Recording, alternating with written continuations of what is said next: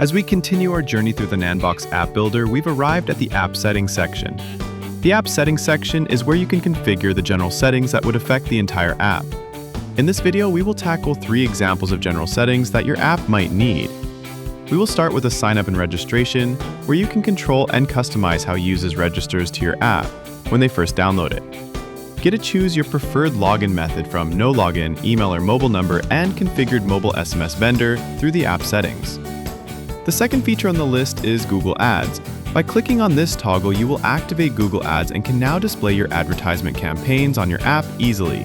Now that you've enabled Google Ads, you can start showing off your app's advertising campaigns to the world. You only need to turn on the feature and enter your ad ID.